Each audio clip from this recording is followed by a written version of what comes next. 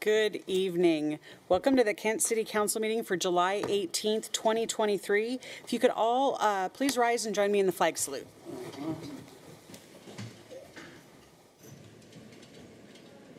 I pledge allegiance to the flag of the United States of America and to the republic for which it stands, one nation, under God, indivisible, with liberty and justice for all.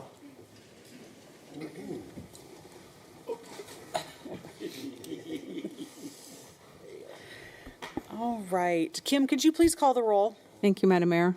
Mayor Ralph. Here. Council President Boyce. Here. Councilmember Fincher. Here. Councilmember Kaur. Here. Councilmember Larmer. Here. Councilmember Michaud. Here. Councilmember Thomas. Here. Councilmember Troutner. Here. Thank you. Thank you, Kim. Item number 3 on our agenda is approval of the agenda. Are there any changes this evening? Seeing none, a motion would be in order. So move. Second. Got a motion and a second. All those in favor? Aye. Opposed? All right, motion carries. Agenda stands as published. Moving on to item number 4, public communications. We have some great things this evening under public communications. We're going to start with our recognition.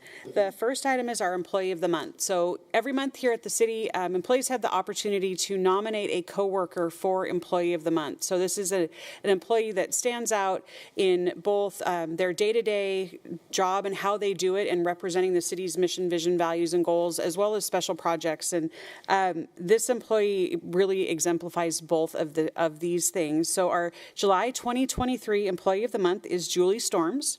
I see her in the back. I'm not going to make you come up. Just wave. There you go. Julie is our July Employee of the Month. She started working for the legal department in October of 2002 as a temporary intern position, and then was hired into a full-time benefited position in May 2004 as an assistant city attorney. She was reclassed to a senior assistant attorney in 2021 and then was reclassed again in 2022 into her current position as a senior assistant attorney lead. Julie assists in planning, organizing, and coordinating the work of prosecution staff with respect to appeals, motions, legislation, and other matters as assigned, and serves as a senior prosecuting attorney managing appeals and legislation impacting criminal prosecution. Julie was nominated because she is committed to Kent and gives the best of herself every single day. She is diligent, thorough, and a tireless advocate for the safety of our community. She works with integrity in each case she prosecutes.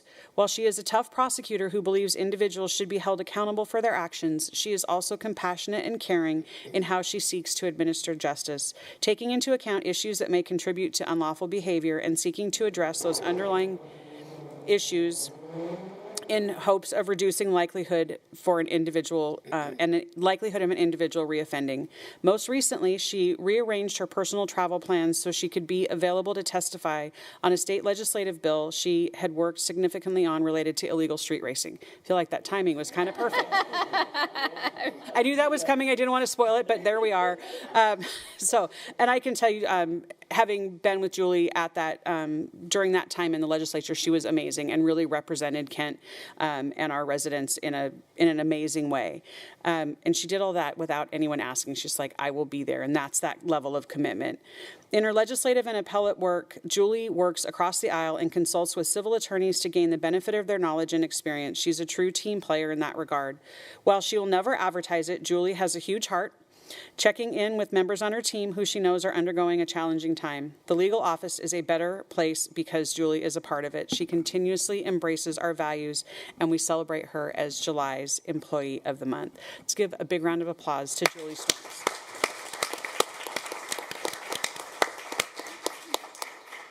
Tammy, would you like to?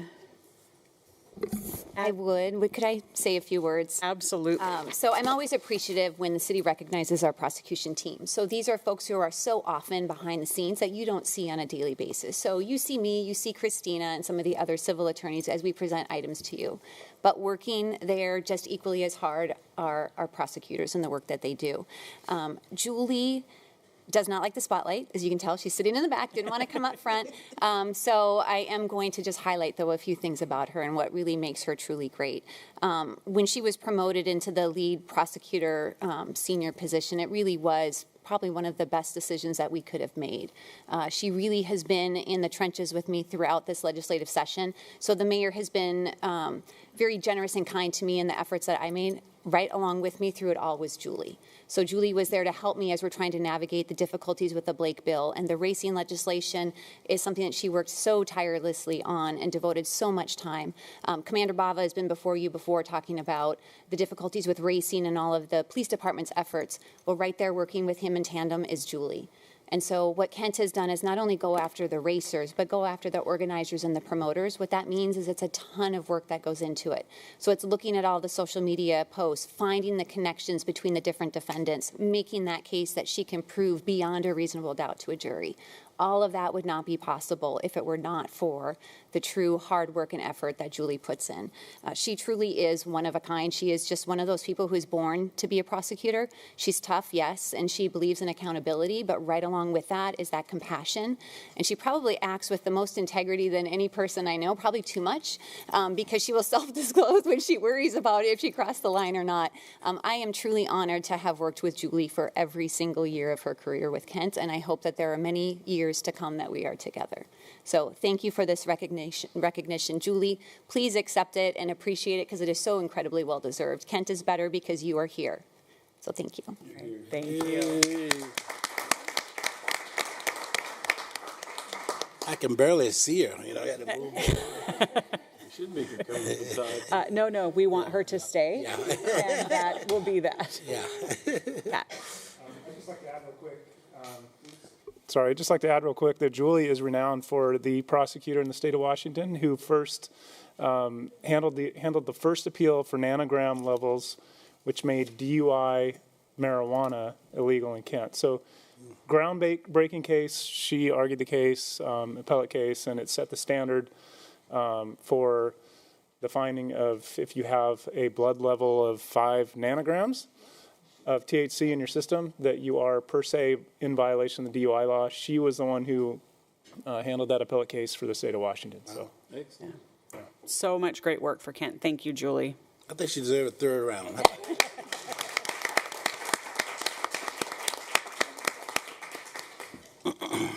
All right.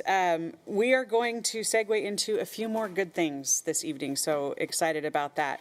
Our first proclamation this evening is for Parks and Recreation Month. Joining us is our Deputy Parks Director, Brian Levenhagen. I'll go ahead and read the proclamation, and then, Brian, have you say a few words. Whereas parks and recreation are an integral part of communities throughout this country, including Kent, Washington, and whereas parks and recreation programs are vitally important to establishing and maintaining the quality of life in Kent, ensuring the health of all residents, and contributing to the economic and environmental well-being of a community and a region. And whereas parks and recreation programs build healthy, active communities that aid in the prevention of chronic disease, provide therapeutic recreation services for those who are mentally and physically disabled, and also improve the mental and emotional health of all Kent residents. And whereas Parks and Recreation supports the economic vitality of communities by providing frontline jobs for both youth and adults, assisting with childcare and youth programs for the workforce and our residents, and by promoting community revitalization. And whereas Parks and Recreation fosters social cohesiveness and builds community morale in Kent by celebrating its diversity, providing spaces to come together peacefully, modeling compassion, promoting social equity, connecting social networks, and ensuring all people have access to its benefits. And whereas Parks and Recreation strengthens community identity by providing facilities, programs, and services that reflect and celebrate community character, heritage, culture, history, aesthetics, and landscape. And whereas Parks and Recreation sustains and stewards Kent's natural resources by protecting habitats and open spaces, connecting people to nature, and promoting the ecological functions of parklands. And whereas July is celebrated across the nation as Parks and Recreation Month, now therefore I, Dana Ralph, Mayor of Kent, do hereby proclaim July 2023 to be Parks and Recreation Month in Kent, Washington, and urge all residents to experience the many benefits by visiting Kent's trails, parks, and recreation resources.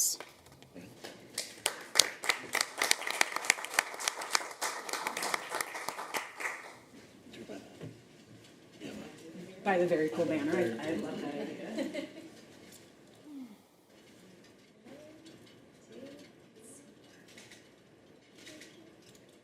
So dark. There we go. There we go. Like, no light. Like, 1, 2,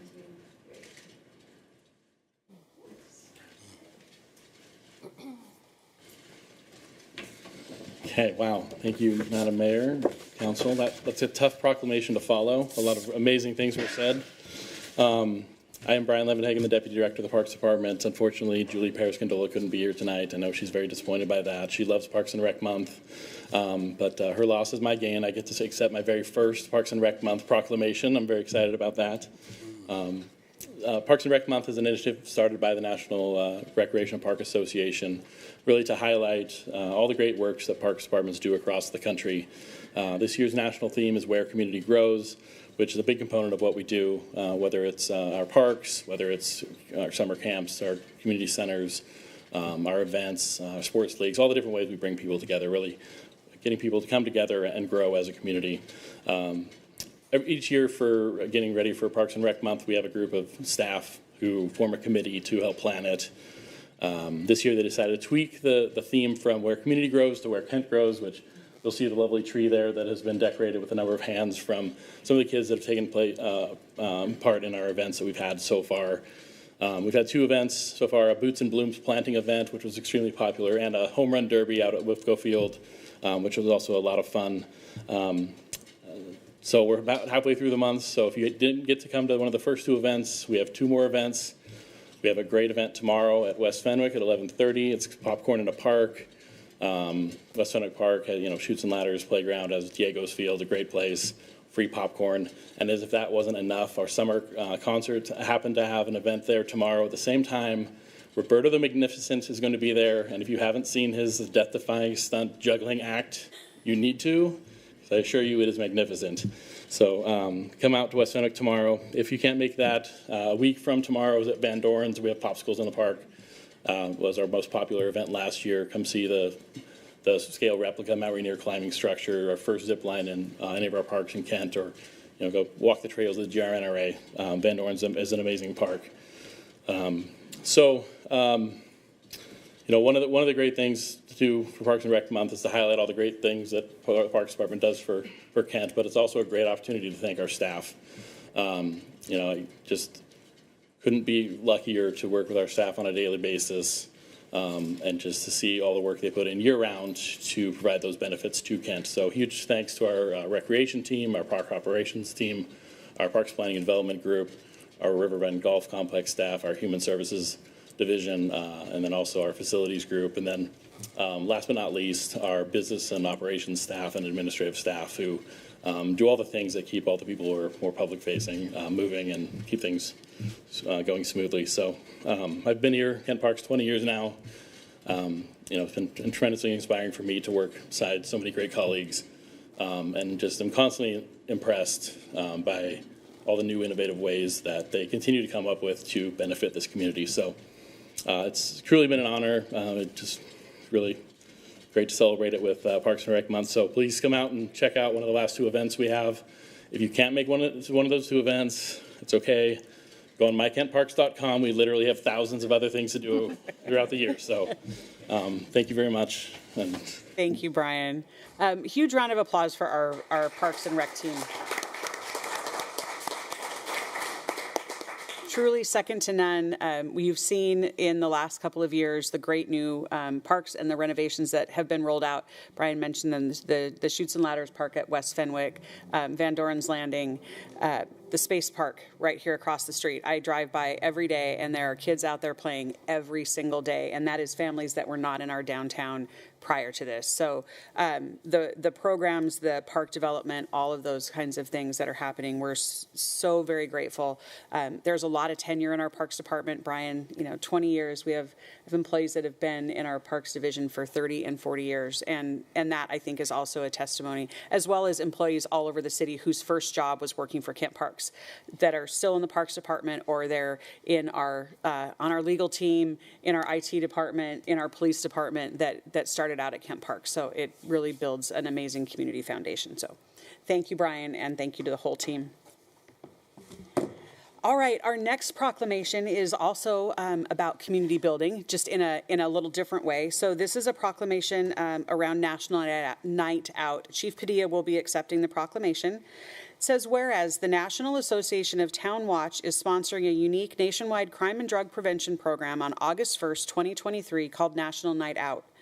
And whereas the City of Kent plays a vital role in assisting our police department through joint crime and drug prevention efforts across the city and is supporting National Night Out locally. And whereas it is important that all residents of the City of Kent know the value of crime prevention programs and the impact that citizen participation can have on reducing crime and creating a safe and vibrant community. Whereas National Night Out provides an opportunity for the community to come together as neighbors for an evening of celebration and fun and root beer floats and barbecues and all of those kinds of things that will strengthen our bonds and unify us in our goal of creating a strong, safe community.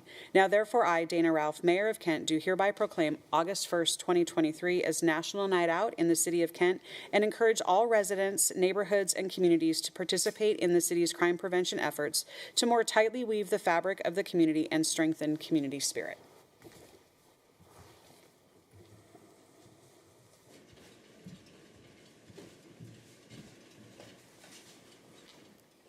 There's a lighter over here. Much better.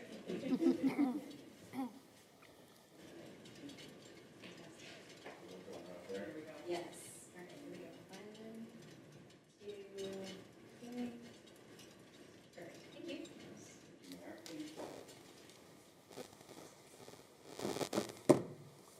Well, thank you for the wonderful proclamation.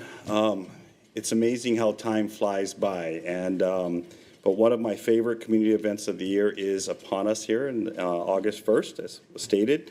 National Night Out started a long time ago. I was doing a little research a while back. I didn't realize it. It's 39 years this year.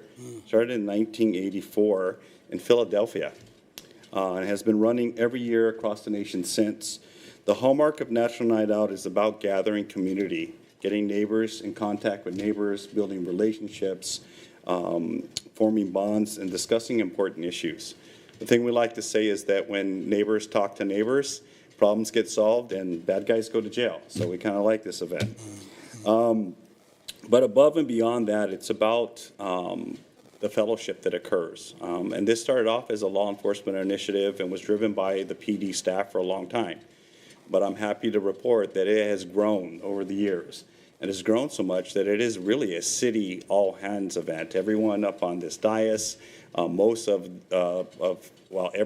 department is represented in the effort to go out and participate. And I just think it's an incredible, incredible event, a great opportunity to showcase why it's great to live here in Kent. So with that, I'm very grateful for the proclamation. I'm looking forward to the day. I'm probably not going to eat anything before we go out, because one thing you know about National Night Out is don't go full, because there will be lots and lots of good food and good times. So thank you very much, Mayor.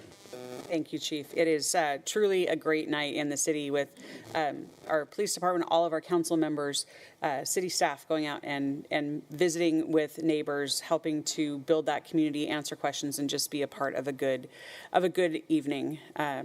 With that, council, it is a regular meeting at a different time. Council is at 5 o'clock. We do our very best to keep that meeting as short as possible so that all of our council members can get out there and be in the neighborhoods for that evening. So there you go. All right, we have one more proclamation this evening, and I want to give this a little bit of a setup so you all can truly appreciate, I think, what an amazing thing is happening here. Several months ago, I received a letter handwritten letter mailed to my office talking about fetal alcohol spectrum disorders, FASD, which I did not know. I've heard of fetal alcohol syndrome. I did not know much about this.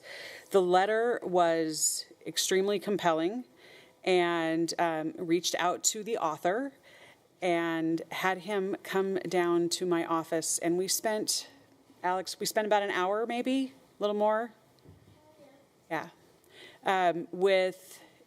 Brought a PowerPoint and facts and data that he and his sister Clara, who's also with us here in the audience, put together to help inform me and our community about what FASD is and why it's preventable, and what the symptoms are, and what people that have FASD are dealing with. One of the probably most truly moving things that I have ever had the pleasure of being a part of. And Alex and I talked a lot about what can we do to help educate the community. He and Clara are already doing amazing work, but we wanted to figure out how do we let the entire city know about that work. And so we came up with the idea of a proclamation and providing an opportunity for him to come and speak to you all. There was a back and forth. We made the proclamation, sent it out, did some edits, came back, had a chance to see both Alex and Clara at the parade, and he let me know he was working on his speech. So I'm going to read this proclamation and then invite Alex up, and Clara, if you want to join him, to give us some information. So the proclamation says, whereas fetal alcohol spectrum disorders, FASD, is a group of conditions that can occur in a person who was exposed to alcohol before birth, causing lifelong complications such as physical, behavioral, and learning disabilities. And whereas in Washington state, an estimated 70,000 people have FASD, with an additional estimated 870 babies born with FASD each year. And whereas roughly 1 in 20 school-aged children live with FASD, and whereas FASD is the #1 preventable birth defect worldwide, with estimates showing its impacts 3 to 5% of the population, with percentages as high as 15% among vulnerable populations. And whereas the City of Kent supports alcohol-free pregnancies, prevention efforts, and resources dedicated to early diagnosis, as well as help to those living with FASD, now therefore I, Dana Ralph, Mayor of Kent, do hereby proclaim that the City of Kent stands with those spreading awareness of fetal alcohol spectrum disorders, and encourage all residents to join me in support of those aiding in the prevention efforts of FASD, with a special thank you to Alex and Clara O'Keefe for doing this important work. Okay, you guys want to come up?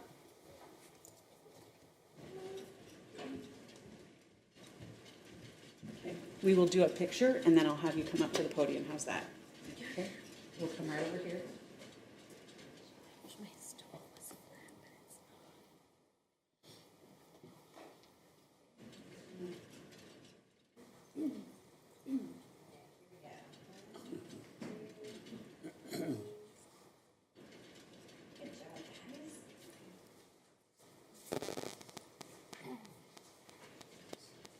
And just stand right there, and the microphone will pick up what you're saying. We should have had a little box so you could have been taller, but there's not. So you'll just talk. So small for my age. Talk now? Yep. Good evening, Mayor Ralph and City Council members. I am excited to be here tonight. My name is Alex O'Keefe, and with me is my sister, Clara O'Keefe. We are 10 and a half and have a FASD. 1 in 20 kids have a FASD today, and the numbers are growing. Many grow up and get involved with drugs, alcohol, live on the streets, and go to prison. Schools and doctors and therapists have failed them by not understanding FASD and how we treat the symptoms from this brain injury. We need them to understand. When we were 1, our tummy mommy brought us to our sister Starla to her Aunt Anne. When she disappeared, her Aunt Anne got custody of us, and we have been with her ever since. We were diagnosed with FASD when we were 2 and Starla was 3.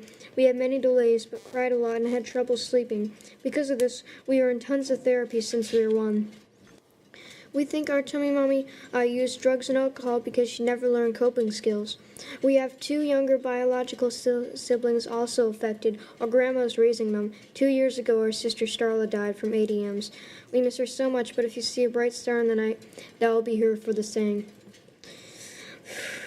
And we want to continue her mission to advocate for those who are having FASD and to help and to bring awareness to this invisibility.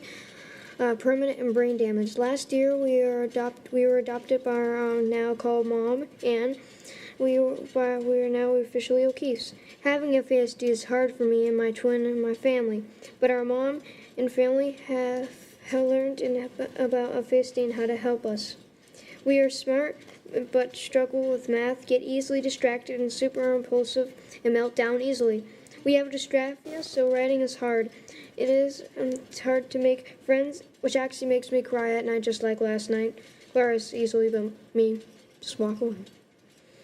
Starla was more affected by alcohol exposure and would have had to support her life, but we hope to go to college. We did not get the right help in school, so our mom is homeschooling us. That's also one of the things I want to change for KSD to also have awareness with disabilities. Sure, they have the holiday thing, but they don't actually have the needs. So, we work at our own pace to take breaks, and when we need to take time and really learn what we need to. We also focus on our strengths. We are very musical, and I take ukulele lessons and a bit of piano. Would you like to say what you do, Clara? Would you? All right. And she plays the violin. When I also do my own music. We both dance and take swimming lessons. I am very good at art and Lego building, and I'm also in Boy Scouts. My heroes are my chosen dad, Mike, who is my adoptive brother, and my mom, Anne. Because of them, Clara, Starla, and I have had a stable home with tons of love and support and help. They talk to us about our FASD and what we can do to help each other and ourselves. Our goal is to grow up and do great things despite our brain damage. And so we really miss our sister Starla, but I pray to God as I walk this earth every night that I hope that this proclamation will recognize FASD and on the impact it has for everyone. Good evening.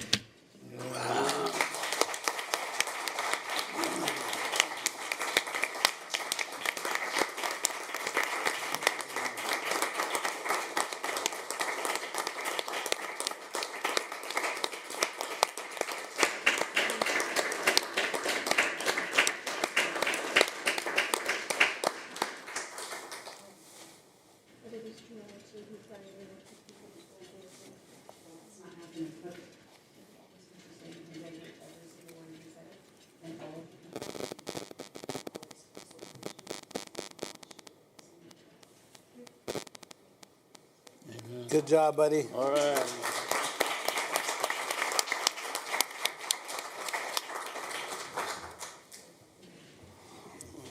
That was powerful.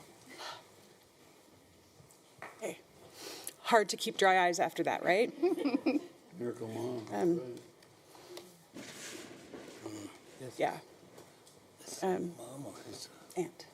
aunt? Mom. She's, yep. Okay. Thank you both so much.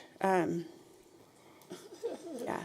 If you get a chance on our Facebook page and Instagram, we run a series called The People of Kent, and there is an amazing interview with them on that series. And I encourage you all to take some time to find it because the story is powerful and compelling. And if each one of us can take that message and spread it to another person, we can stop what is a very preventable disorder, and we can give our kids hope. And then just the understanding, right, of what they're going through. I'll tell you, the PowerPoint that I got had drawings and information about the skills that they're building to sort of combat the symptoms, the things that are going on, and it was pretty incredible. So, again, thank you both so very much. Okay. I don't really know how to move on from that. It's one of those really hard transitions. So check out the interview. It's impressive. With that, I'm going to turn it over to Council President Boyce. I don't know where to go from there. So community events. All right. I would say I am going to send a quick message to Steve Hunter, who is a Kent reporter. So I'm not sure he's aware of this here, but I'll send him a text message in a minute and tell him he need to follow up and catch up this story. Love that. Okay? I'm going to do that. Love that. So there's more impact. Yes. Okay, here we go.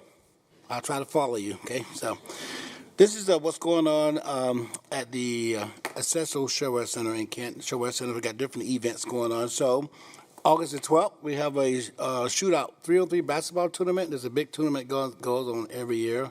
They have it in Spokane and also have it here, and it continues to grow every year. So on August 20th, we got the Pacific Cascade Mustang Club all Ford show, so you need to be a Ford to come in there, right? We got comedian Cat Williams coming on September 8th. September 9th, we got Gerardo Ortiz.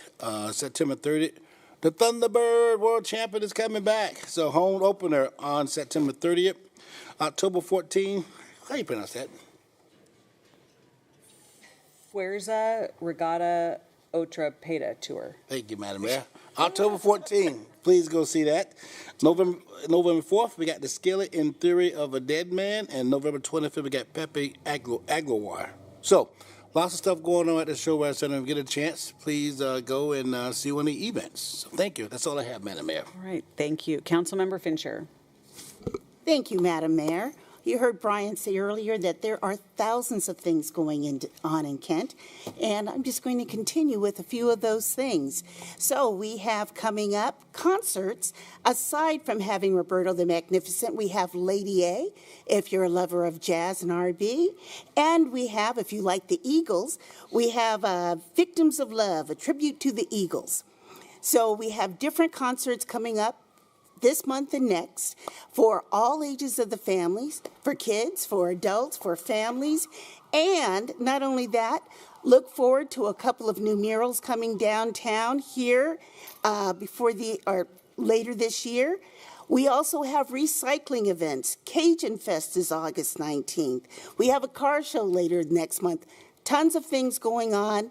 Your City of Kent website is a good source to go to see what's going on in Kent, and have a good evening. That's it. All right. Thank you, Councilmember. All right, we are going to move on to the final item under public communications this evening, and that is our public safety report. Joining us for a report is Chief Rafael Padilla.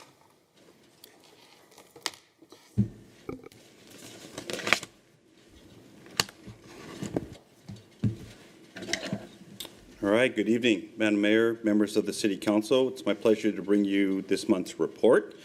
I will warn you, it's going to be a little lengthier than normal, but we'll start with some good stuff. If I could call up Officer Zachary Fry, Justin Whitlock, and Jerome Bacani to come up forward, please. Zachary, bring your daughter up if you need to. That's fine. He's got dad duties tonight, so I'm pretty sure she come right up here, guys. It's front and center and face the audience, please.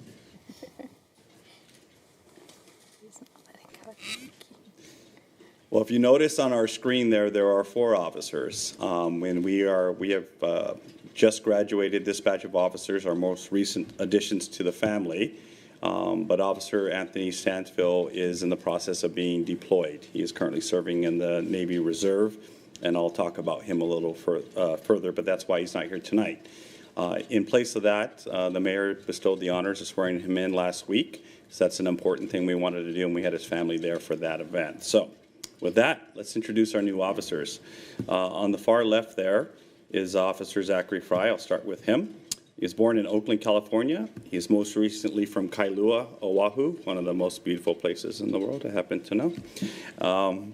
He graduated from college, Park High School in California. Before Kent PD, he was a corpsman with the U.S. Marine Corps for 9 years, and was a personal trainer and general manager at a strength and conditioning gym. He chose Kent because he immediately noticed the competency and confidence in the officers. He sees Kent has plenty of opportunities for additional training, as well as a supportive chain of command. Something interesting about him is that he's a single dad with a 3-year-old daughter who happens to be right there. And he's actively competes in powerlifting and strongman events. Kind of hard to tell looking at you that you do those type of things. Ladies and gentlemen, Officer Zachary Fry.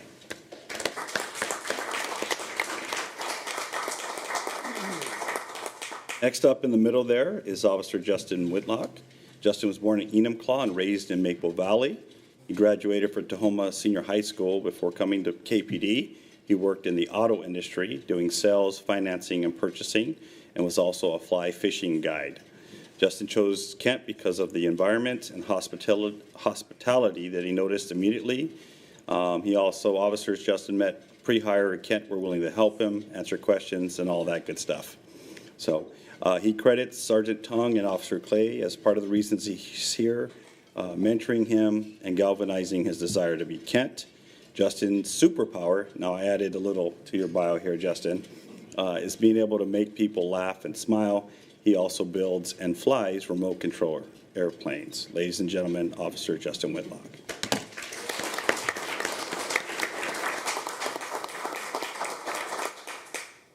Next up, we have Officer Jerome Bacani. Jerome was born in the Philippines and grew up in South Seattle. He graduated from Cleveland High School. Before KPD, he was a client relationship consultant for U.S. Bank. He chose Kent because it was very welcoming from the very beginning, from meeting with Sergeant Tung and doing his first ride-along. Are we hearing the kind of the same name and impact? I think we are. Jerome likes the family vibe that the department has. Something interesting about him is he has a little micro-bully named Kobe. Ladies and gentlemen, Officer Jerome Bacani. Real quick, before I have the mayor do the honors, Officer Fry, do you want to introduce your guest? Yeah, so this is my daughter. She, her daughter in the bio is Ava. All right. Cutie. All right. Officer Whitlock, you have family or friends here with you today? Oh, yeah. I got my mom, dad, sister, my best friend, and my girlfriend right there. All right. Welcome. And then Officer Bacani. I got my wife over, Sana Bacani. All right. Very cool. Welcome, everybody. Mayor, will you do the honors, please?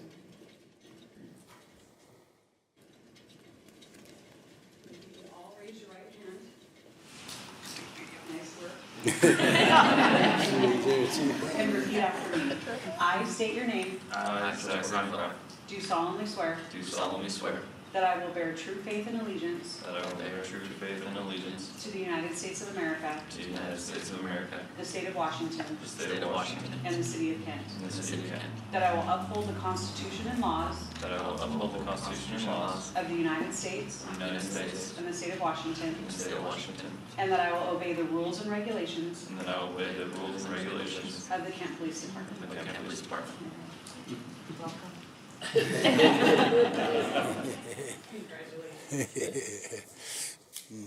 right.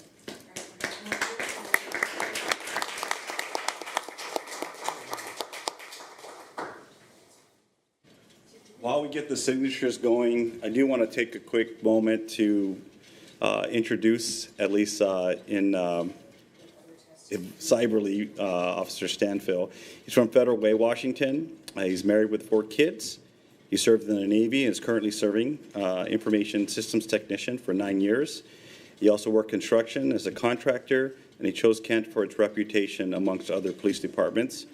He wants to make a large and immediate impact in the lives of others, and when he isn't busy tending to his family, he enjoys skydiving, hunting, and riding motorcycles. If we get the opportunity in between his deployments or when he gets back, we'll bring him up and have him recognized officially, but want to make sure we mention him as well. Okay. Is it picture time?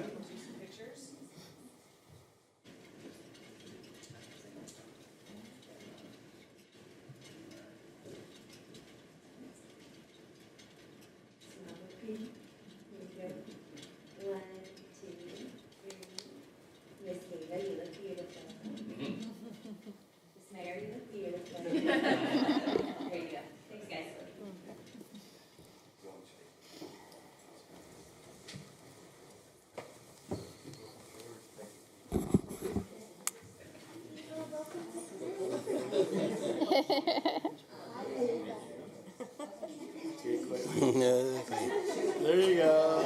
The shot is coming out. Yeah. Welcome aboard. Hello, Ava. Hey, welcome. There you go. Good job. Good to have you here. Yeah. Congratulations, buddy. Yeah. Congratulations. Congratulations. Welcome, Ava. She got that first, and that was it. Welcome. Congratulations. Welcome. Congratulations. Congrats, guys. All right. Contact information tomorrow. I've got it all in the. Thank you. Appreciate it. Okay. All right. Okay, a couple of quick notes to close that out, because I have to emphasize this. These new officers are not deployable yet. In about a week, or actually at my next report, we will be swearing in 5 new additions. And this is the tail end of that big surge we had. We mentioned Sergeant Tung is a big part of that. But again, they're not deployable till probably the end of this year. and then we'll have them fully in service. So I get the question, well, you have fully staffed, why aren't you doing more? It's coming, it's coming. We're getting there, so good progress. Next up, more good news. I have the honor of bestowing the Chief's Award of Exceptional Duty tonight on Officer Roland Haney. Roland, if you could come up front, sir.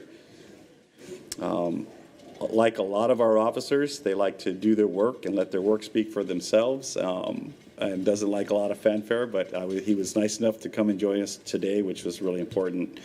The Chief's Award for Professional Excellence is presented for the work that's done in outstanding performance above and beyond, and usually goes to someone who's done unusual work under complicated or hazardous conditions. So those are the terms. The nomination is put through our awards committee and voted on and then approved finally by me, which is done. So how did he earn this prestigious award? On May 16, 2023, Officer Haney was dispatched a report of a kidnapping in progress. A female had been assaulted and dragged into a van. Okay, so an abduction there. Suspect began to flee the area just before Officer Haney arrived. He fled in the van. Officer Haney engaged in a vehicle pursuit with the suspect, who was going into incoming lanes of travel, going at high speeds, doing everything he could to make sure the officers terminated the pursuit. Those are ways that happens. With the assistance of other officers, he continued the pursuit. He performed a pursuit immobilization technique, rendering the suspect's vehicle immobile. And then they took the suspect into custody, and the victim was retrieved unharmed and helped and rescued from her captive. Officer Haney is being commended for his decisive action to save the victim from harm and arrest her captor. Officer Haney exemplifies the Kent Police Department's mission and our values, and represents all the professional things that we want and expect our officers to do out there. What's additionally notable on this incident are a couple of things. One, we were still in that in-between space where the law had not changed. So Officer Haney was caught making a very quick decision on whether or not he had evidence of reasonable suspicion versus probable cause. We talked about this many times. He and his, I think it was Officer Josh you mentioned this morning, Thomas, were very quick to get there and start digesting information and relaying it that allowed him to get to the PC to do the pursuit. He doesn't have to say this, I'll say it on his behalf. Officer Haney is one of those individuals who understands that the first priority there was to save the woman's life, which I believe he did. And so while he was respectful and adherent to the law, his first priority was going to go and save the woman, and we would have dealt with the outcome after. I'm very glad that the laws have been modified, and so that our officers aren't in those difficult situations as much as they were before. So with that, I presented his award at his briefing in front of his peers, so we don't have the physical award, but please join me in congratulating Officer Haney.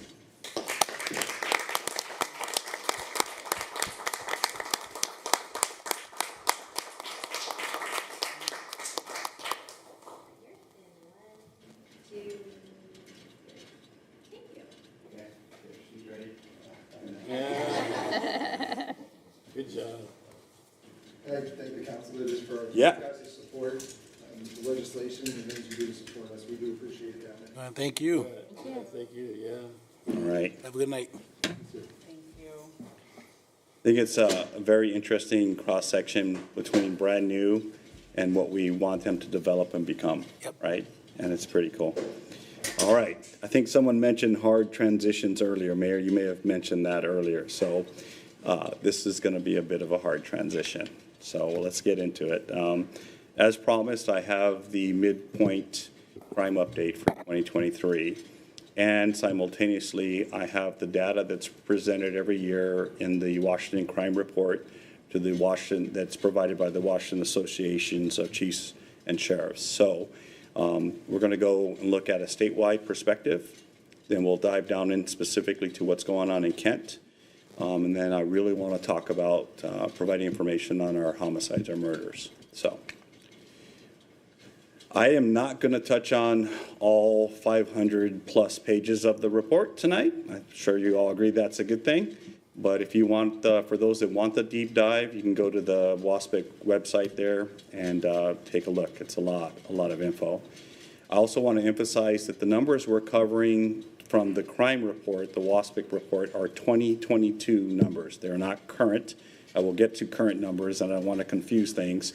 But this is what we learned from 21 going into 22.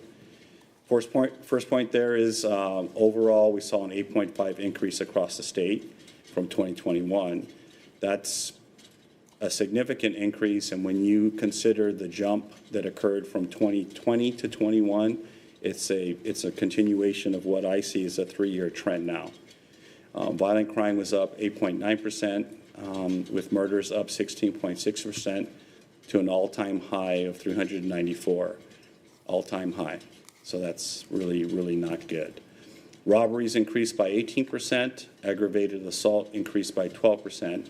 So the feds categorize things slightly different than what our statutes align with here in the state, but basically the category of aggravated assault are assaults that involve the use of a weapon of some kind or the threat of a weapon. Those are classified as aggravated assaults, usually involve shootings in that category. Vehicle thefts were up, nearly 48,000 or 47,000, which was a 34.1 increase. It's amazing to look and realize there are 12,000 plus cars missing from Washington because, I mean, some of them have been recovered, of course, but that is just an astounding number of cars. Taking a look at the murder trend since 1980, you can see the spike there. I do want to point out there is a significant uptick in the data that starts roughly almost 4 years ago now, and we're seeing that trend go. So law enforcement, part of the report that WASPIC puts out is looking at staffing for the state. So I've included that in that presentation because I think it's relevant to what's going on with crime. So the population in our state rose nearly 93,000 people, but the number of law enforcement officers did not keep pace. In fact, the number fell. And so we have dropped our per capita, so per 1,000 statewide officers is now to 1.36. It's the lowest per capita rate recorded since they've been keeping stats on this. And it's well below the national average rate of 2.31. Washington is 40% lower than the national average and dead last in the country when it comes to officers per resident. So crime in Kent for 2022, not a great picture. Overall, our crime increased 13.6. When I looked at different counties and different agencies, again, I didn't do every page of the 500 plus page report. I would categorize Kent as being above average in the increase of crime that we experienced versus other departments. Most departments experienced increase. We were a little higher than most. Murders in our city went down, which is a good thing. Robberies did increase 8.2%. Aggravated assaults went way up. Again, those are predominantly our shootings. Sexual assaults went down. Vehicle theft increased. We're part of that big 34% increase across the state.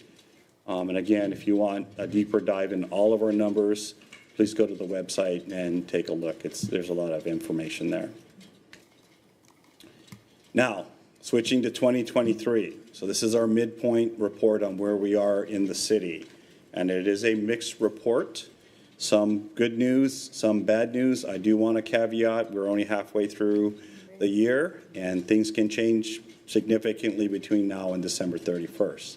So with that, we are trending up in robberies, and robberies also coincide with our aggravated assaults in almost every circumstance. So those are tying together. Our vehicle prowls, so cars that are broken into and property is stolen or at least rummaged through, are down. half of what it was last year. That's great. But our vehicle thefts continue in that upward trend, up 18% at this point. Vehicle recoveries, that's the number of cars that we go and find and return to owners. That number's up a little bit, but less than 1%. Residential burglaries are down significantly, 26% at this point, which is great. Our commercial burglaries to businesses are also down. What I attribute some of the business downturn is we had a series of window breaks, smash and grabs. If you remember, we were having entire road sections of roadway businesses damaged. Those really escalated the numbers back then. From 21 to 22, it went down. And then we're talking aggravated assaults are up and shootings were down 2023 so far. I will tell you there's been an uptick, as we always see when we go into the summer months. And so we're going to see where it ends up. That's where we're at. I'll pause for questions at that point. Any questions for the chief? Councilmember Ford. Thank you, Madam Mayor. Thank you, Chief, for this presentation. So, as you just mentioned, that these numbers will probably end up worse, maybe, than 2022. My question is about the shootings and murders. Do we have numbers on how many of those individuals are under 18? Access to guns? On the shooting data, I don't have that compiled for tonight, but I will definitely get that. I do have it. I have several slides. I'm going to take a deeper dive on our murders, and I'll kind of give some statistics and demographics on that. But it's a very good question. Thank you.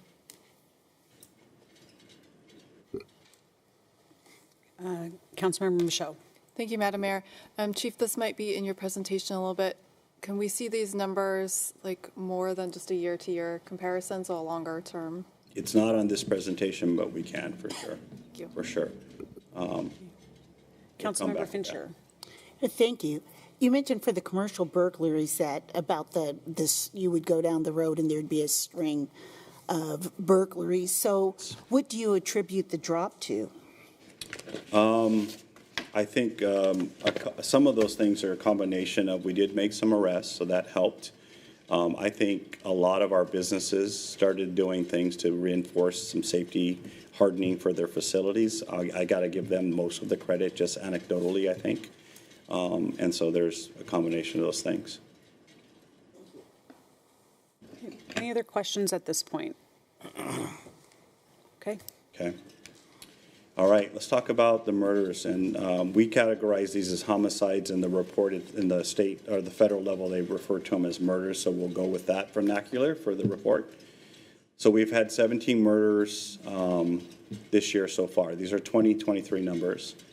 There were 13 separate incidents. 2 of the incidents involved 2 victims, and 2 of the incidents are officer-involved incidents. One was the officer-involved shooting with the guy that chased the officers with the saw. And the other was a death that was related to a stop by a loss prevention agent at one of our box stores. We're involved in that we responded to provide aid and the person died, so that gets investigated and treated like an officer in custody death, even though I feel very strong in saying we were there just to render medical aid.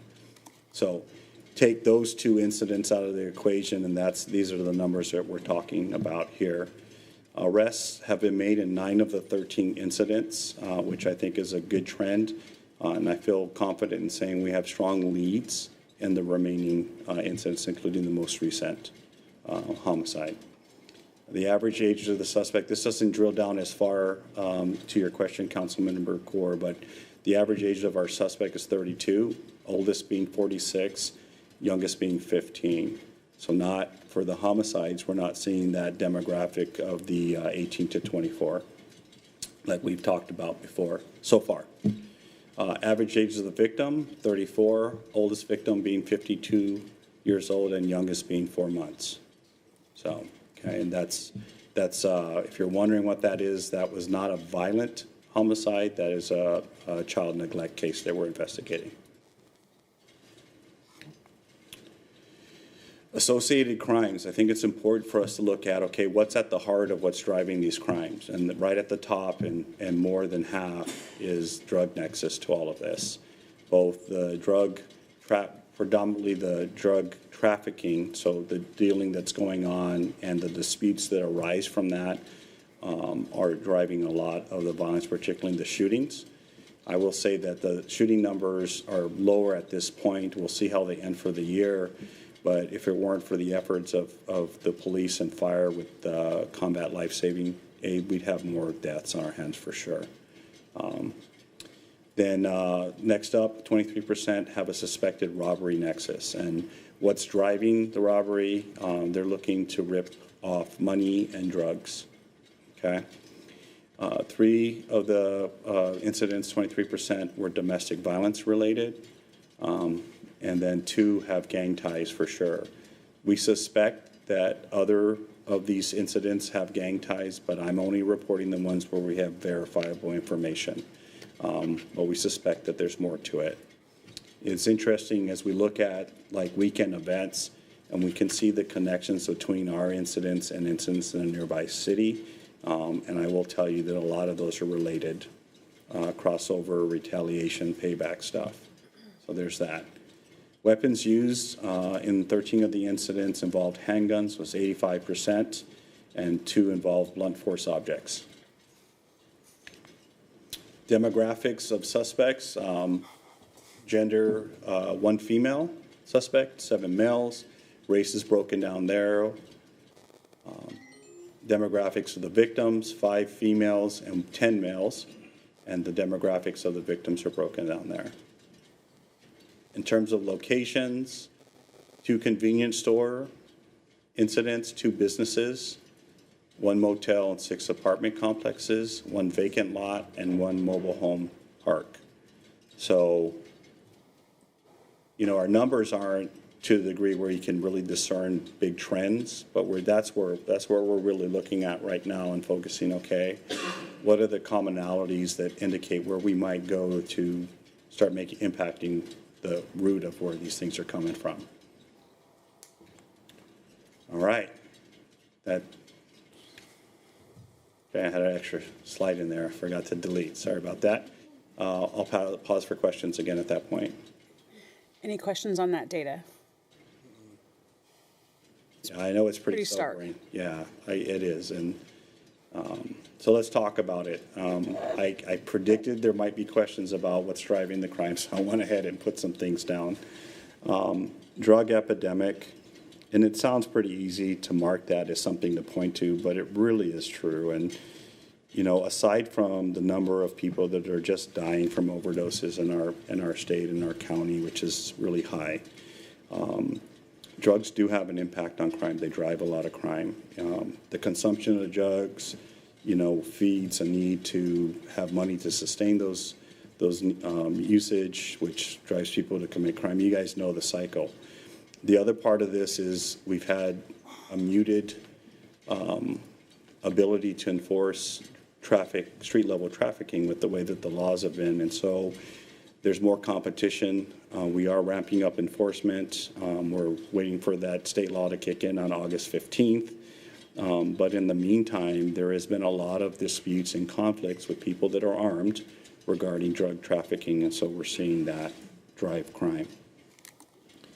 Next up there, and I want to be really sensitive, homeless camps. You know, a lot of our unhoused community members live their lives without having any significant impact on anybody. But there are, unfortunately, a lot that do not. A large percentage of our unhoused have addiction issues, which goes back to the first issue that's driving crime.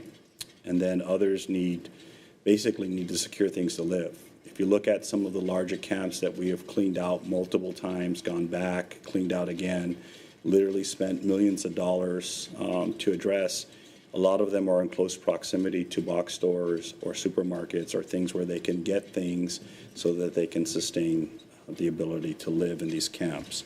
So that is driving crime.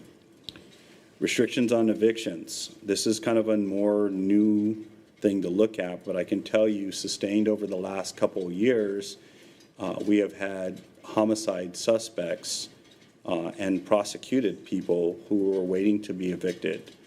And one of the dynamics with that is that because the eviction process is pretty restrained, difficult, and certainly does not happen fast, it takes months, and there's a backlog right now.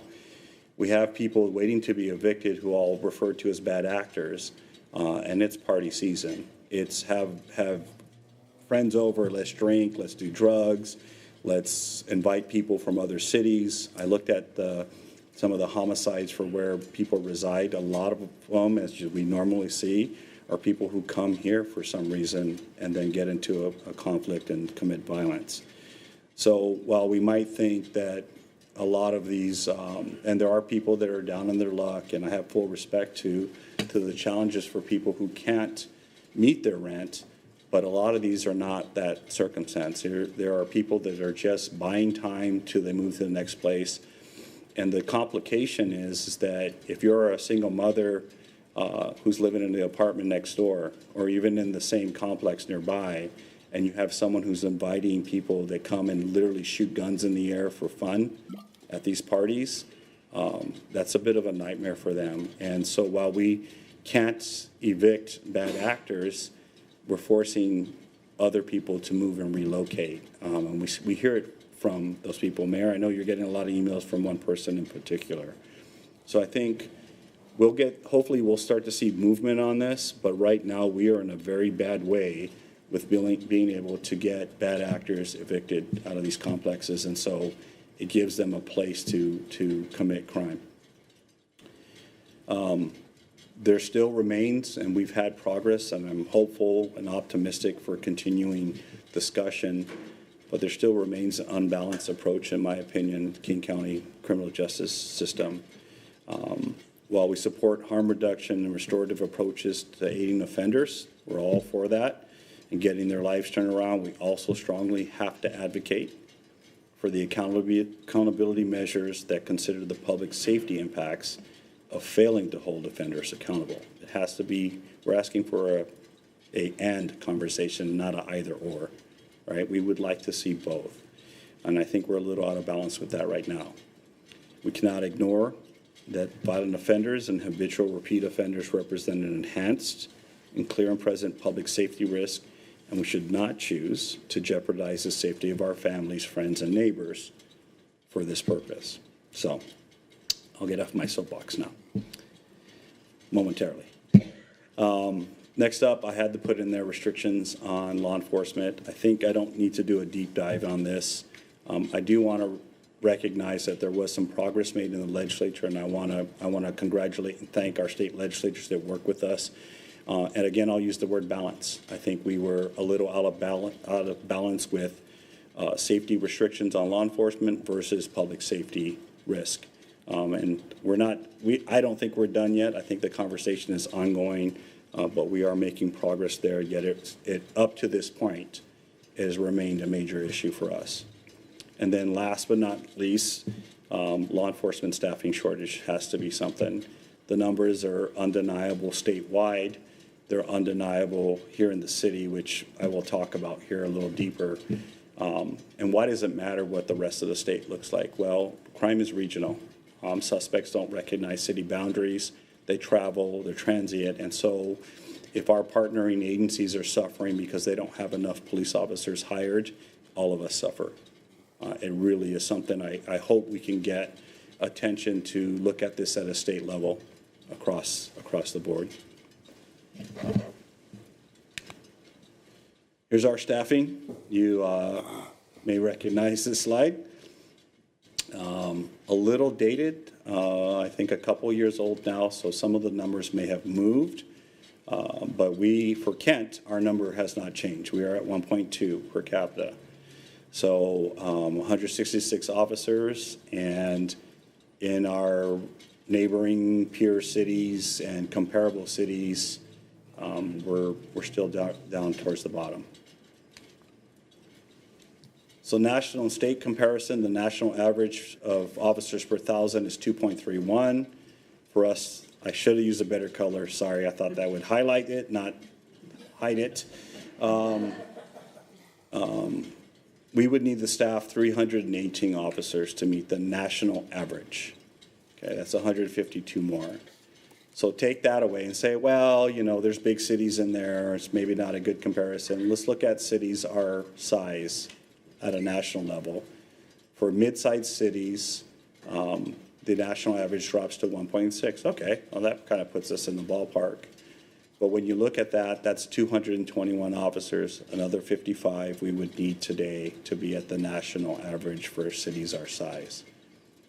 And then if we go to the Washington average, which is the lowest in the country, it's 1.36. That still means 187 officers today, and that's 21 more than we're currently allotted. So lots of opportunity to gain ground there, and I will say it is harder to address crime if we don't have the numbers to do it. Why does staffing matter? I think you guys all know this, but I wanted to present it. It puts us and maintains us in a reactive mode. We have gotten really good, and I predicted this a couple years ago. We've gotten really good at responding and figuring out who did it and eventually arresting them. And that is not the way I want us to deliver police services to our community. We've got to do more things to be more preventative. It results in slower response times. We talked about preventative community patrols. They're very few and far between right now. Non-staff, non-patrol units. You know, Council President Boyce, you asked about staffing the bike unit, SOU. That's one of the impacts of this. Customer service and community trust. When we're on the fly and we're just doing everything we can to get this call done and get on to the next one, we're getting complaints. Decreased community engagement efforts and leads to frustration, potential burnout, right? We all know these are pretty clear. And I thought there was another side, but with that, I'll stop and take questions. Questions for the chief. Councilmember Troutner. Thank you, Madam Mayor. So you talked about we have 166 officers right now, but we can't count the officers that are still in training. Are those counted in that 166? It is. So then technically we're always down some because we have officers that are in training, and then we do have, right, as we heard tonight, we have a lot of officers that are out with injuries. Right. My messaging at community events and whenever I get asked is that our staffing is stabilized, which is a really good thing. We still remain relatively unique in the state that we have our staffing nearly full. For like a 2-week period, I could say we're fully staffed, but attrition happens all the time. Right. And so we add and plus and minus. And so I want to continue to float where we're less than 5 officers open vacancies at any given time, and we are sustaining that. So it's a good thing. You just reminded me, and I'll take more questions. I did not look at my notes like I should have. You know, I also want to make it crystal clear to the community that the support I've received from this council and you, Mayor, has been amazing. I know this isn't an issue of should we do more police officers. It's really an issue of how do we find a funding way to do this, and it's about financial resources. So I do want to make that clear.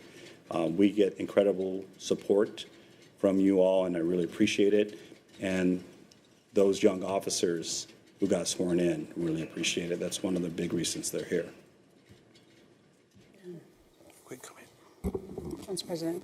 Thank you, Madam Mayor. I brought this up before. You know, in my work atmosphere, I have a tendency to have at least 5 LOA average, you know, every month throughout the whole year. And I'm allowed to go 5 over because I know 5 is always gone, right? So that keep me at that stabilization. So I know the dollar's tied to this here, but I think there's something we probably need to at least start having a conversation about. If you got an average of 5 people on LOA, leave absent on a monthly basis or yearly basis, then you know you're always going to have those 5. We should just staff up because it's always going to be a 5 rotation going out. So just a comment. I know there's other things that go along with that, but I just think something we probably need to think about. Definitely a budget conversation. Yes. Yep. Councilmember Michaud. Thank you, Madam Mayor. Chief, thank you so much for this presentation. My question is, you said that Washington State, the number of police officers per capita is at the lowest. I'm wondering if you have seen that there's a relationship between number of officers and crime stats? You know, I will tell you that I know that we're not doing the things that we had in place prior to kind of the world changing, that were preventative measures that I could count on. And so and that is directly because of staffing. So I do think staffing is a big component. I also want to be fair and balanced and say that it's not the only component. You know, one of the questions I was posed, I think, by a media source was, what's the impact COVID has had on all of this? And the answer is, I'm sure somebody's going to study that. In 10 years we'll know, but I really don't know what that is. It feels like things have changed significantly in the way that we interact as human beings a little bit. And so what's the impact of that? We know that it did reduce services and it muted services and that, but I think there's an impact we haven't been able to quantify yet that we're still looking into. The preventative patrols is one of my biggest things that I want. When we can't have officers do more than go to calls, right? Then they're not, we get this comment every event when we do drinks in the driveways or coffee with the chief, or pretty soon Hops and Cops is coming. I get the comment from people who support what we're doing who say, Chief, we used to see officers drive by. Every now and then we see an officer come by and we don't see them. And it bothers me because I've got nothing to say to them other than I'm sorry, we're working on getting more staffing. So I think that's it. I think the preventative patrols are a big deal. The units that prevent and interdict crime are not existent either. You all know one of our biggest complaint mechanisms is code enforcement, right? And I need bodies to support the enforcement part of code enforcement, and those are officers, and I've got a one-person crew right now. And so we're getting there. I don't want to paint a bleak picture because I think we are on the right path. I think we're looking good. We're doing everything as a city that we can leverage within our control. I think you have, as leaders, have allowed us to leverage those things. It's just going to take time. It's going to take time. And once we get fully staffed or have all the newbies on the street, we still need to increase the number. Councilmember Larmer. Actually, Chief, you just touched on the point I was going to ask is, I just wanted to clarify because I know it's a question I've gotten in public about, we say fully staffed. Well, that's fully staffed to budget. Not fully staffed to maybe what we'd like to see or national average or Washington average. So just thank you for clarifying that. Yeah. That language, because I get that. They're like, why do we still have crime? We're fully staffed. It's like, yeah. Yeah, I need to say that better. I can see how it confuses people. We have filled the positions allotted. Yeah. Right. Thank you. Yeah. Other questions for the chief? All right, I'm going to jump on the soapbox just for a minute. Washington State as a whole, not just we've been talking about needing more officers in the city of Kent for a long time. This is not a new conversation. Washington State being the lowest and the lowest staffing per capita for 13 or 14 years. Then we saw what happened in 21 and 22 with legislation that really, again, very much of it that was supported, but it drove a massive exodus of officers out of Kent and out of the state. In an area where we didn't have a cushion, we were already the lowest. And so then when you lose even more, there was no capacity to pick up that difference. We've stopped holding people accountable. We've made it much more difficult for our officers to do their jobs. And if you look at crime trends across the country, other places are stabilizing or they're going up a little bit. We're going up 20, 30, 40%. This is the soapbox part. I don't know how you cannot believe that that is directly related to how our system is working. It's definitely something we talked to our legislators about last session, and we will continue to talk about with them next session. I do, on that front, want to say thank you to this council. In the last year, you all have been bold and made some tough votes that helped us in these situations that other cities have not done. And for that willingness to step out and be a leader, I am very, very grateful. We need to combine that with additional officers. We need to provide the resources that the department needs. To your point, budget is a real thing. We are very constrained, and I believe there are some other funding sources out there that are not in our decision-making power, but they are in some of our fellow electeds' power that we need to be able to leverage. So there's the soapbox. Any other questions for the chief? All right. Thank you. I will look to get the demographic info and more specifics. Thank you. All right, we are going to move on to reports. Every single person that you see sitting up here not only participates in these council meetings twice a month, but they also are actively engaged at the regional level, meaning that Kent's voice is represented in the regional conversations as well as statewide conversations. That is unique. There are not a lot of councils that are as engaged as this council in front of you, and so for that also, I am very, very grateful.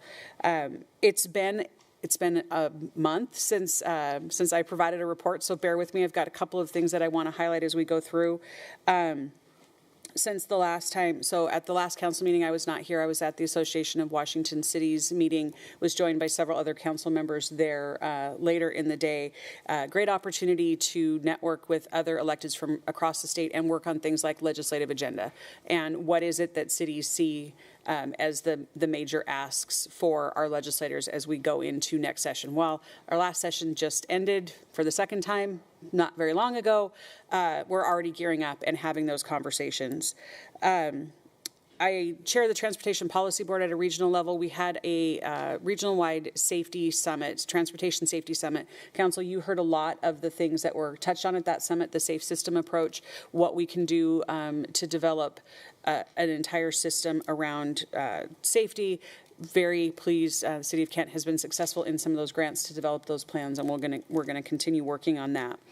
We also had Blue Origin hosted a space industry summit. So Senator Maria Cantwell, as well as Bill Nelson, who's the director of NASA, were here to talk about what does the space industry mean to the state of Washington, particularly the city of Kent. We have over half the jobs in space located here in our Kent Valley. So Blue Origin is one of those names that comes to mind, but we've also got Stoke Space and Starfish. They came together for kind of I don't know, they all like a job fair, but not the job part. So they were talking about the things that they're doing and the sort of which piece of the space sector they're working in. It was a really interesting conversation. Senator Cantwell is really focused on making sure that we have that pipeline for education and being able to fill those jobs, and that we are attracting additional space jobs. I think the cool thing about it is when we think about that, it used to be like, just rocket scientists, but we have just rocket scientists and engineers and machinists and marketing people and HR professionals and everything in between that make up that space industry. So really, really excited to be able to, that the City of Kent hosted that, thankful for Blue Origin for doing that, and then that spotlight. Would be remiss in not saying thank you to our Parks Department, our Police Department, Public Works Department for all the work that they've done in the last couple of weeks with Splash, our annual 4th of July event out at Lake Meridian, and then Cornucopia Days. Lions put that event on, spectacular. Again, we're so grateful for that partnership and all of our city employees that take their Saturdays and put those events on so that everyone in our city can come out and enjoy those with their families. The last thing I want to highlight or talk a little bit about, a little bit of personal privilege here. On June 25th, we lost Mayor Jim White. Jim was a council member for many years and mayor for 3 terms in the city of Kent, and left a very impressive legacy. Things like Kent Station, our major corridors, all of those things happened with Mayor White. I will tell you on a personal level, I wouldn't be sitting here if it was not for his encouragement and mentorship. Very sad day. The memorial service was held here in Kent. I want to thank both Puget Sound RFA and our police department for honoring him in a very special way. He was laid to rest up at Hillcrest Cemetery, and we were able to honor him in a way that I think he would have been very, very touched and humbled by. Just want to say thankful for the legacy that he left and grateful for his family for sharing him with us for all of those years so he could take care of this city. With that, I'm going to do another difficult segue. Just keep passing it over, but this time I'm going to go right down there to Pat Fitzpatrick, and there you go. Thank you, Madam Mayor. Two quick things. Just a reminder that the council retreat has been set for 9 a.m. on August 4th. It's going to be at the Green River Community College in Auburn. Green River Community College in Kent is not available on Fridays anymore, so that's why we're moving that to Auburn. Second, interesting, we opened the Van Doren's Park not too long ago, spectacular park, as everyone knows, and it turns out that we had a technical problem in that the online mapping companies showed the road that used to go through, Russell Road used to go through the park, still going through the park. So very large trucks were driving into the park and then were unable to turn around without causing significant damage to our brand new park. So media staff, IT staff, and park staff got together and basically bombarded the mapping, online mapping, Google Maps, Apple Maps, Bing Maps. I didn't know, no offense, I didn't know there was Bing Map. And if you remember MapQuest, anybody used that in the old days, even that Pat's favorite. He's yes, my favorite. We bombarded them with requests to make the change, and they all came through thanks to efforts of staff. So we have seen a reduction in that happening. There has been one instance since we made these changes, and we're hoping that trucks will get the message and no longer turn up, expecting to go north so that they can jump on 212 and then get on the freeway quickly. So we're hoping that we've seen the last of the damage to our shiny new beautiful park, and we're also assessing whether we can improve signage as well. So we'll wait and see, but just wanted to give you guys a heads up on that. So that's what I have. All right. Thank you. Thanks, Pat. Council President. Thank you, Madam Mayor. We had our workshop today, a couple of things on our workshop. One we talked about, we had an opportunity to have Judge Franz come and talk about the drug treatment funding and the opioids. So in the community court they got going on, they're using the fund to help leverage to connect people quickly to where they go for getting help with the treatment and so on and so forth. I think about roughly 148 people, he was saying, have been able to go through the program already. Paula, our finance director, talked about the opioid fund. We should be receiving installments for the next 17 years, right? So it will help us address the problem. So that's going to really help us. And on top of that, we talked a little bit about our property insurance. You know, as you know, things are always going up, especially with insurance and so on. So we do have an increase in our property insurance. Public Works kind of stole the show today, but before I go that, we did also Commander O'Reilly. He also talked about the camping ordinance, and that's still early in the stage, but the team is working extremely hard for us going out and, you know, talking to people and pointing them in the right direction. It seems to be working, still work to be done, but I think it's off in the right direction. Then Public Works stole the show. Lots of business stuff going on, you know, around possible roundabouts around Reef Road, got some grants coming in, talked about the highway safety program, road safety program, and also the transportation grant coming in for the board and so on. So pretty busy work going on here with the workshop. And then as far as our that was with the operation, with the workshop, excuse me. We had technology, information technology came in and really shared their roadmap with us. And I was talking earlier when Mayor Raff and I first came on the council in 2012. That was one of the things that was really missing with our IT department. It was really in sad shape. And just to see 10 years from, they've really come a long ways, you know, for us keeping our data safe and privacy and so on. So the team is really doing a phenomenal job of trying to stay out in front of some of the things so we can keep our data safe. And then we also had a briefing on the Sound Transit Federal Way Link, KDM Garage, which is they're making great progress. If you have had a chance to drive down there, it's really coming close to being put together. I think they're looking at 8/24. Is the date, I think they said, for us having it up and going. So really a good job. And then also we having a parking garage downtown Kent, 534 stall, and I hope to start breaking ground sometime in mid-24 and then completion around February 2027. That is definitely needed. As far as Pitt, I think the most exciting thing that came out is we recommended Councilmember Core to reappoint her to fill the position for the Puget Sound Clean Air Agency Advisory Council. So that's just really go to show what Mayor Raff was talking about earlier, that we have our council member pretty much on all the region committee, and it's going in front of the SCA board. I think it should be okay, Councilmember Core. So looking forward to having you continue to serve on that advisory committee and representing the city. With that said, I'm going to go to my left and start with Councilmember Michelle. Thank you, Council President. I have not had any meetings this past month, so instead I've been going to Kent Parks events because it is Parks and Recreation Month. Brian Levenhagen talked about much of those.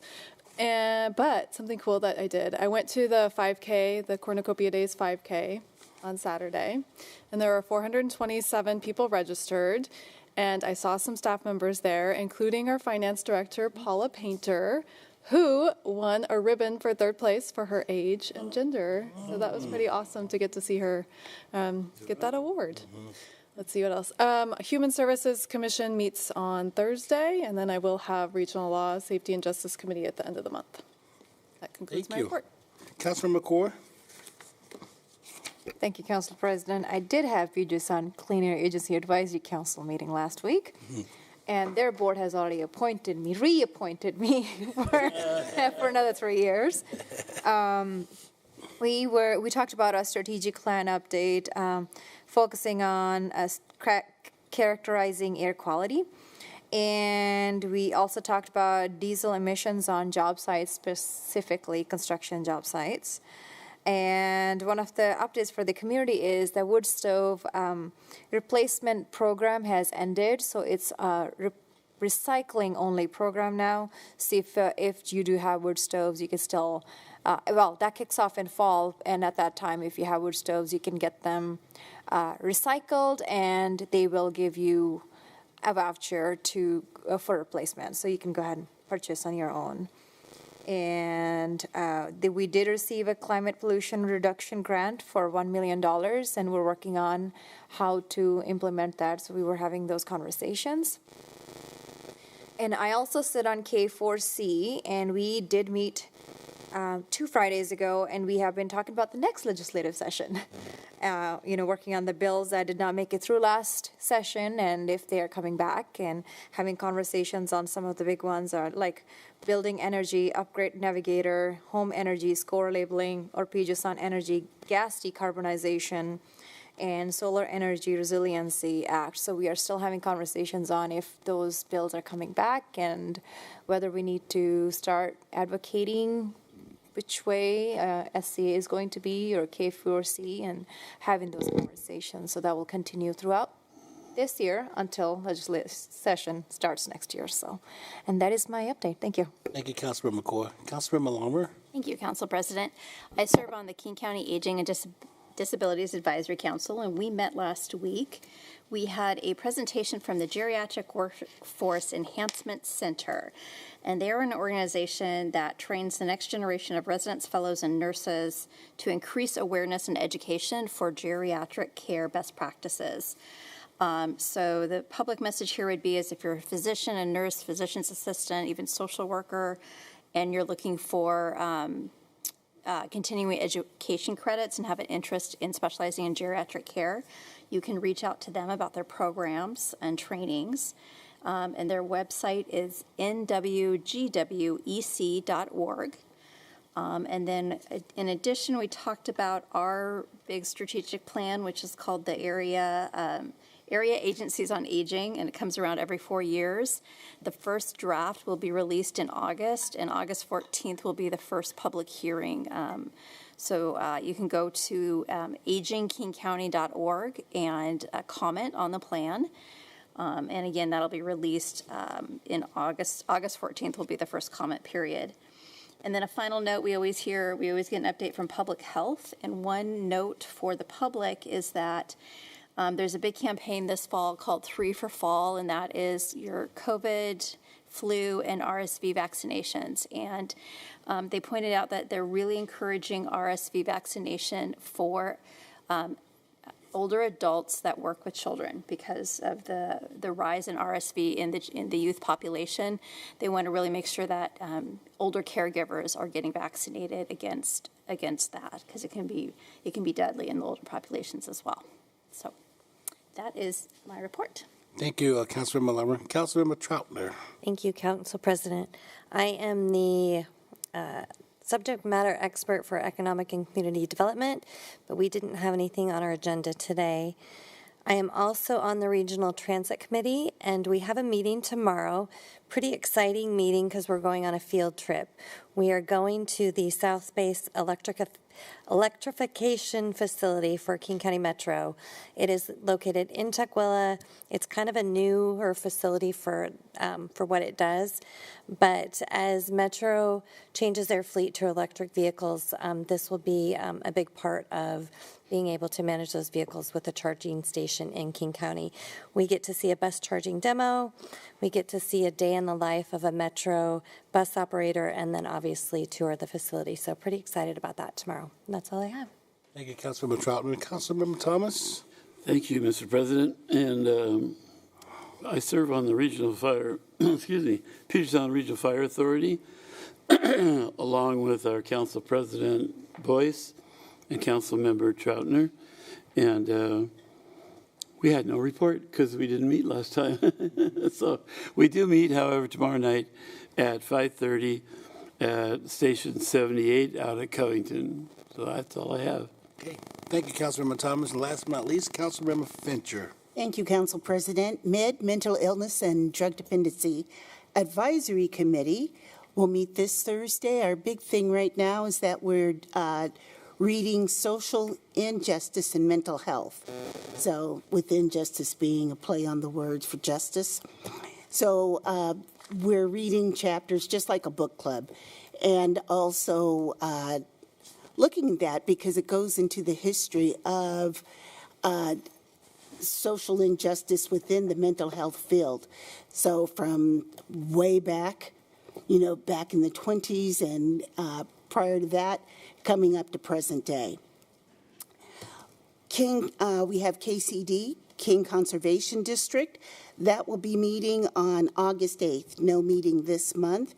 And for that one, we're working a lot on the annual report to King County, getting that ready, making sure that everybody had a look at it from the advisory committee and was okay with that and gave their input as to what needed to change, especially the SCA conference, the Sound Cities Association, our caucus rather, had a lot of heavy input to that, which was really good. For the Arts Commission, you mentioned earlier that there are 2 new murals coming about. We have the concert, so I mentioned a number of things that's going on with the Arts Commission earlier. What I did not mention is that for Public Works, our new reservoir on West Hill is operational.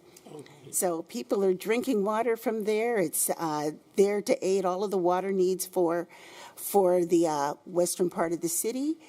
And we've had some comments on how good it looks. Of course, people are happy that the roads have been back open up there. So that, I believe, is it. Thank you, Councilmember Fincher. Madam Mayor, I turn it over to you. All right. Thank you, Council President. Moving on in our agenda, public hearing, we do not have one this evening, so that brings us down to public comment. Public comment period is the opportunity to speak to the council and mayor on issues that relate to the business of the city of Kent or to agenda items the council will address at this meeting. Comments that do not relate to the business of the city of Kent are not permitted. And additionally, I do want to remind everyone that the state of Washington prohibits people from using public comments to support or oppose a ballot measure or a candidate running for office. We do have a time limit of 3 minutes. When our clerk calls your name, if you come up to the podium, please state your name and city of residence for the record. There will be an on-screen timer. With that, Kim, can you call our speakers? Thank you, Madam Mayor. We have 3 people signed up to speak today. Mike Fitzsimmons, followed by Daryl Jones, followed by Cody Clark. So thank you all. Mike Fitzsimmons, I live in Kent, have for about 12 years now.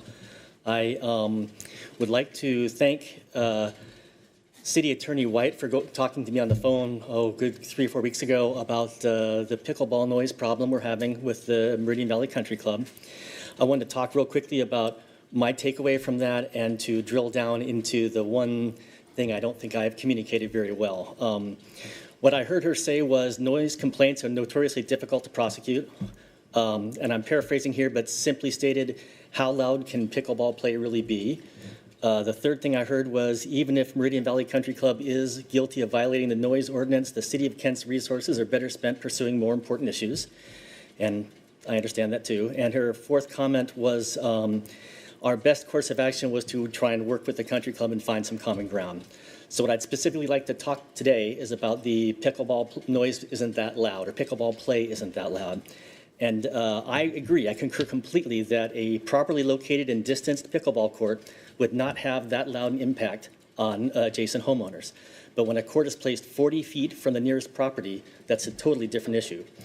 So on July 9th, I stood on my property and took 6 measurements over 15 minutes during pickleball play at Meridian Valley Country Club.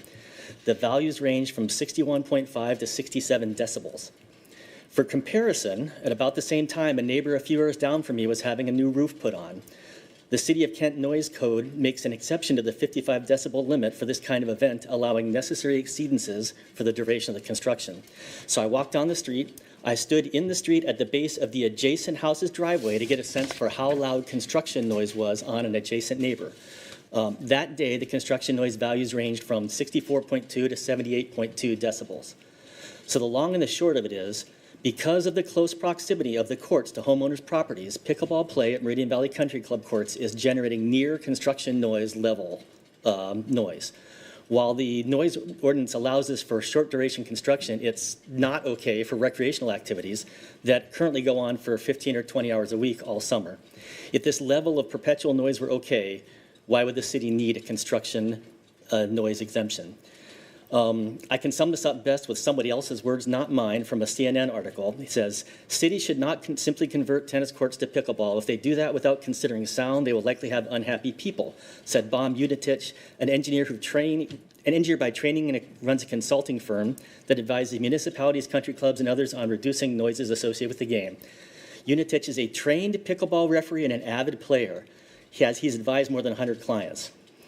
If courts are built near homes, they should block sound with barriers, enforce the use of quieter, noiseless paddles, and restrict playing hours. He says, and I quote, "I'm an advocate of pickleball, but if it's right across the street from somebody's home, it's quite a problem," he said. "The right solution is often to put the court someplace else." So that's my time in 3 seconds. I need to come back 3 or 4 more times before I get to the punchline of how you can help me or help someone in the future not get to where I am currently. But I wanted to make that statement. Thank you. Thank you for your time. Thank you. I have a question. Is there anything? Your Honor. Councilmember? I am not familiar with pickleball. Okay. But is it that much noisier than tennis? Yes, significantly. Is it? Okay. One of the things I would like to do in the future is come in here with a speaker and play a 30-second video of actual pickleball, or so you can hear the noise. And I'll bring a noise meter in so the volume is consistent. No, that's okay. Marley says more. Okay. So have you ever heard somebody doing roofing and they have that roofing gun going, that nail gun going tonk, tonk, tonk, tonk, tonk? It's very similar in noise. Thank you. Thank you. Thank you. The next speaker is Daryl Jones, followed by Cody Clark. Good evening to the council. Daryl Jones from Kent. And I want to talk to the council about violence. Now, Councilmember Michaud led an initiative for a gun buyback program. In her statement to the Kent Reporter, she said this was an opportunity to our residents to remove unwanted firearms from their homes, and I hope we will continue to collaborate to find innovative ways to make Kent a safer community for all. Now, perhaps that reporter with the Kent Reporter should have asked a more relevant question, maybe in the future, which is, how is having individuals who do not want to possess guns, turning them in, going to make Kent a safer community? You see, Kilroy the criminal is not going to relinquish his firearm, and he or she is the one that is a danger to the community. To go to some of the stats that I just saw a moment ago, Chief Padilla put up a slide. It showed that handguns were used in 85% of those murders that were committed. I believe there were 11. And as you see, these were not people who wanted to turn in their guns. If you go back to June 29th, now I'm still using the example of Kilroy the criminal, he shot 3 people, killing 2 of them. And then on that same day, Kilroy the second, because it's the same day, he went and shot someone in the East Hill Meridian neighborhood. So it's clear that these actions of gun buyback programs do nothing to make us safer because the people turning in the guns are not a danger to the community. Certain politicians at all levels of government toss out the term gun violence as a way of scoring points with a certain demographic, but this does nothing to make the communities themselves safer. It appears there's a focus geared towards polishing political profiles with catchphrases such as gun violence, as opposed to reducing all forms of violence. And there's been a steady rise in violent crimes in Kent since 2015, except for 2018, in which there was a decrease of about 14 cases. But if you take out the COVID years of 2019 and 2020 and look at 21 and 22, my stats are a little different, but still, aggravated assaults, not including domestic violence, increased 37%. And from his slide earlier, crime in and of itself went up 13.6%. So while you're trying to find innovative ways to make Kent safe, people are being beaten the street, as the obvious answer is ignored, that being putting criminals in jail. And I know it's not as simple as that because, as other slide mentioned, an unbalance with the King County Prosecutor's Office. He's been around all night. I apologize for that. Okay, but it's like, why now? There, he's unconscious. But give them longer, or give them sentences long enough that they can actually think about what they did and consider rehabilitation or recidivism. So yes, felonies go to the county prosecutor's office, but our city attorney, she can try the misdemeanor cases and give them. Mr. Jones, I need you to wrap up. Time is up. Oh, sure. That just kind of distracted me. But yeah, you can give them longer sentences and give them an opportunity to think about it. So while they're sequestered in jail. I need you to end. Sorry. Well, very good, Mayor. Thank you. Good job. Our last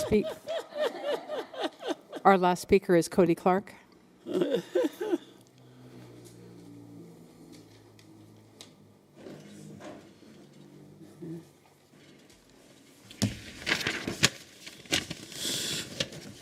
Good evening, Madam Mayor and members of the council. My name is Cody T. Clark. I live in Kent. I wanted to get up here tonight to show some thanks for a couple of different people and departments. We recently had the Kent Cornucopia Days, and I really wanted to thank the Lions Club for getting that out and hosting that. The Public Works and Parks departments for getting out there and getting everything set up, because if people don't realize, there's a lot of stuff that goes into this, getting the streets closed down, getting everything ready. And I really wanted to thank there's a lot of people that attended. So the Regional Fire Authority, Puget Sound Regional Fire Authority, for having a truck on site and having people there to show kids and families and members of the city different parts of the fire truck and things like that, and providing emergency services for as needed. And I know there was a list of people and departments that I missed, but I really want to thank everyone that made this happen, because this is not just one department's focused on this. This is a group effort, and I think it's great that we had that. One of the people I know I did miss was the Kent Police Department. I recently met with Chief Padilla, and I really want to say that I knew our police department did a lot, but I didn't realize how much our police department really did. They're very well equipped, and how much work our department puts in working towards a better future and trying to get things to make it easier for everybody and the city safer. Yeah, that was it. Thank you. Thank you. Kim, do we have any other speakers? No, that was the last one. All right. Thank you all very much. All right, we are going to move on to our consent calendar. Our consent calendar is a compilation of items that the City Council has addressed over the last several weeks at their committee meetings. These are items that committee has had presentations on, had the opportunity to discuss, and they have passed out of committee without controversy. This evening we have items A, A through I. Council President Boyce, do you have a motion? Are you okay? I'm not. Yes, Madam Mayor, I'd like to make a, make a motion to approve the consent calendar item A through I. Second. All of the fly. That's I have a motion and a second and no fly. All those in favor, please say aye. Aye. All right. Thank you very, very much. Item number 9 is other business. We do not have any other business this evening. Item number 10 is bids and no bids. We are right in the middle of construction season, so most of those bids have been approved at this point. Executive session, we do not have one this evening, so that brings us to the bottom of our agenda. I want to say thank you to everyone that attended tonight. Takeaway is think about what Alex said. I just think that's the best thing that any of us can do at this point. Talk to somebody about it and honor the wish of those pretty amazing 10-year-olds. So with that, we are adjourned. Good night.